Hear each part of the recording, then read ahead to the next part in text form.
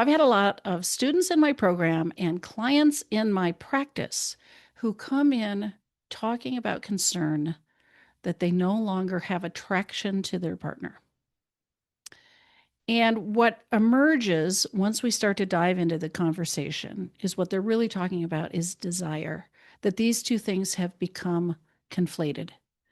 So when somebody stops having this spontaneous, intrinsic desire for sex with their partner because they're in a relationship, they're taking that to mean that they have lost attraction, as if our desire for sex is just like a magnetic attraction to this person.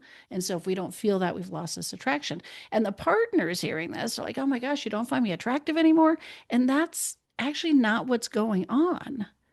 Almost without exception, the person will say, no, no, you're still super attractive. You're handsome. You're beautiful. They're objectively attractive. That's not the issue. It's this lack of a pull towards sex. And so it gets confused with attraction. And then everybody feels despair in that the partner feels bad that their partner doesn't find them attractive anymore. And the person who's lost this desire feels bad saying this. They're just trying to be honest and deal with what's going on. But what's really going on is not lack of attraction. So you can still find your partner attractive. You can still like how they look. You could still like to have sex with them. What you have lost is the pull of desire towards sex, what I call proactive desire. This is only one way of having desire where it's on your mind, you're horny, the sight of your partner, the thought of them, whatever, boom, you want it, ready to go.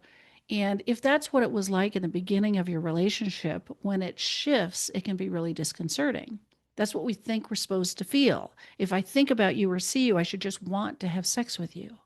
And if it used to feel that way, it's like, what in the world happened? What has changed? It must be that I don't find you attractive anymore. No, what has changed as you have moved more towards reactive sex drive.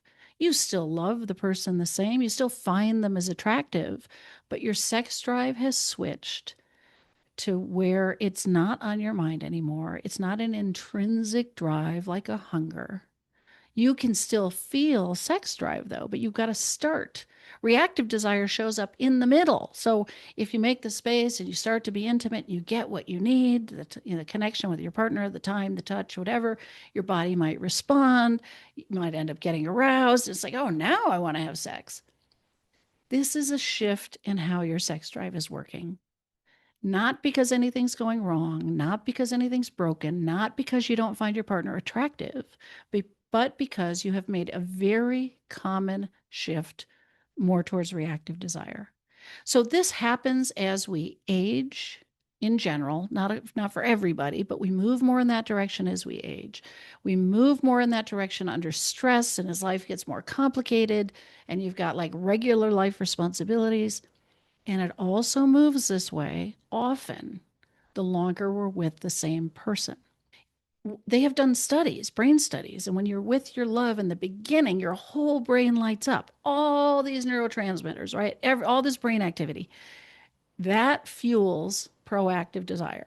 Okay, that's part of what's going on. Is all those chemicals make you want sex because there's newness and novelty and unpredictability, and we don't know, we're not settled yet. About 18 months later, they do another brain scan. I can't remember what the type it is, but Helen Fisher, I think, did this research. The same person that you love just as much and find just as attractive, but when they look at your brain, now one little part lights up and it's kind of like right where you keep your grocery list. This is normal. We can't maintain that heightened sense of limerence forever. It settles into something that's a little bit more predictable, more stable. We lose all that brain chemistry. This is what the infatuation period is, or the honeymoon period. If you had it, it's sort of neurochemically based and it's natural for it to shift. Now, it doesn't shift for everybody. Some people stay with a lot of proactive desire, whatever, but a lot of people shift, and it doesn't mean something's going wrong. You have to adapt to this other kind of desire. Okay. It's a shift. A lot of the ways we approach sex block this, or people don't understand it and they think something's wrong and they take it personally, or they feel broken, or or they will conclude, I'm not attracted to my partner anymore. And that truly is almost never what it's about. On a similar note, I guess I will just say visual attraction is low hanging fruit.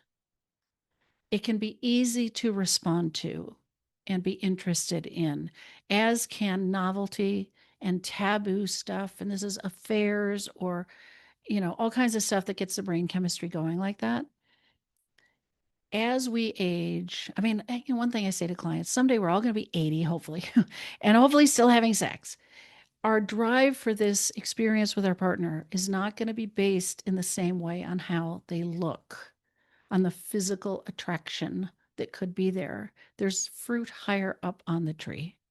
So even if something had changed and your attraction to the physical appearance of your partner, you don't have to give up hope. It's not the only reason to engage in sex. It's an easy thing to respond to, but there are other things you can reach for. You're basically having sex with the person in the body, right? And that's hopefully what they're doing with you, is they're having sex with the person in your body.